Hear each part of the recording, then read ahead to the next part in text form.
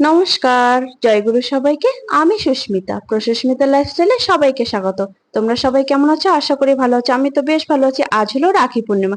আবার একটু নতুন ভিডিও নিয়ে চলে আসলাম। আর ঠাকুর ঘর থেকে আমি ঠাকুরটা পুজো করে নিলাম। তারপর আমার পুজোর শব্দ শুনে আমার ছেলেও ঠাকুর ঘরে চলে আসলো। ও কিন্তু রোজই আসে পুজোর শব্দ। কেন বলুন তো? নকুল দানা খেতে। বলছে, মা এখান থেকে একটু নকুল দানা দাও না। আমি বললাম, না, ওখান থেকে না, আমি পুজো করেছি, সেই প্রসাদটা তুমি খাও। ওর হাতে দিয়ে দিলাম। কিন্তু ও বললো কি, মা আর একটু দাও না। আমি বললাম দিব না, মন খারাপ করে চলে গেল। দেখুন, কারণ বলছে আরেকটু দাও মা, আমি তাই দিলাম না, ও মন খারাপ করে তারপর আবার ফেরত আসলো। সে বলছে, মা আমাকে আরেকটু দাও না। আমি বললাম ঠিক আছে।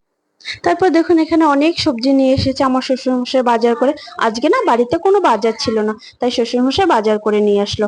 আসার পর আমি সবগুলো গুছিয়ে নেব আগে, কারণ সকাল সকাল আগে সবজি বাজার গুলো গুছিয়ে রেখে তারপরে রান্না করব।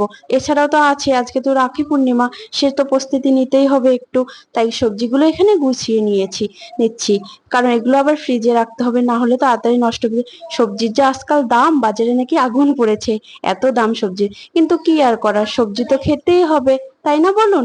সবজি না খেলে কি হবে? এখানে দেখুন, এই যে বটবটি, কারণ এই এই বটবটিটা খেতে না আমার ছেলে ভীষণ ভালোবাসে, তাই ভালোবেসে নাম দিয়েছে প্রিয়। তাই ও যখনই আসে নিয়ে আসে, ওর ঠাকুর তো অনেকগুলো করে নিয়ে আসে। তাই এখানে সব সবজিগুলো আমি ক্যারি ব্যাগে করে ঢুকিয়ে নিলাম, কারণ এগুলো ফ্রিজে রেখে দেবো। কারণ না হলে ফ্রিজে না রাখলে না কেমন যেন নষ্ট হয়ে যায় ঠান্ডা পেয়ে পেয়ে। এই জন্য তারপরে আমি চলে আসলাম, রাখি পূর্ণিমা যেহেতু, তাই রাখি পরাবে আমার ছেলে। কারণ ওর দিদিভাই তো এই বছর নেই, ও দিদিভাই বাইরে থাকে।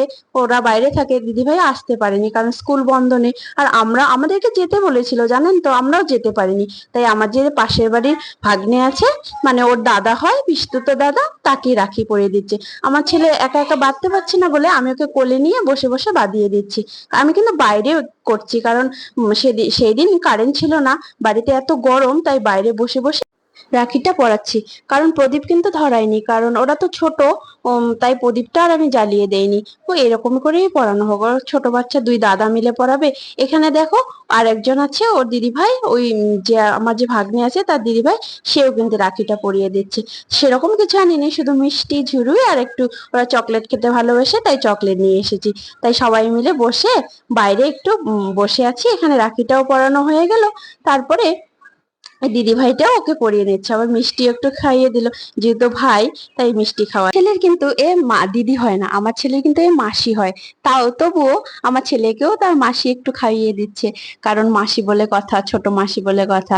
দেখুন, এরকম দেখে না খুব ভালো লাগছে, ভাইয়ে ভাই এরকম সম্পর্ক যেন সারা জীবন যেন এরকম করে থাকে। হ্যাঁ, বড় হলে কি হবে জানি না, এখন তো ভালোই আছে। তাই এদিকে দেখুন, তারপরে আসলাম দুপুরবেলা। আমার ছেলে দুপুরে স্নান টান করে দিয়েছে, খাইয়ে দিয়েছি, বলছি আসো বাবা একটু ঘুমাবে, কিন্তু ঘুমাবে না। ও একটা ওর ঠাম্মির বাজনা নিয়ে সারা বাড়ি ঘুরে বাজিয়ে যাচ্ছে। ও কাউকে ঘুমাতে দেয় না দুপুরবেলা, জানেন তো। ও নিজেও ঘুমাবে না, কাউকে আবার ঘুমাতেও দেবে না। তারপর এখানে রং করেছে, একটু আগে রং নিয়ে খেলেছে, সারা বাড়ি রং ওয়ালে লেগে রাখে। তারপরে এটা বিকাল বেলা চলে আসলাম, ছেলে একটু বায়না করেছে ম্যাগি, তাই আমি ম্যাগিটা বানিয়ে নিচ্ছি। এদিকেও দুধটাও গরম করে নিলাম, কারণ দুধটা জাল দেওয়া হয়নি আজকে, তাই আমি গরম করে নিলাম। তারপর মনে হলো বিকেল হয়েছে, আমরাও একটু কিছু খাই, ছেলে যখন ম্যাগি খাচ্ছে, তো আমিও একটু চাউমিন বানিয়ে নেই। এখানে জলটা গরম করে তারপর চাউমিনটা দিয়ে দিলাম। চাউমিনটা রান্না করে নেব, সেটা পুরোটা তোমাদের সঙ্গে শেয়ার করলাম না। তো আজকের মতো এইটুকুই। সবাই ভালো থাকবেন, সুস্থ থাকবেন, দেখা হচ্ছে পরের ব্লগে।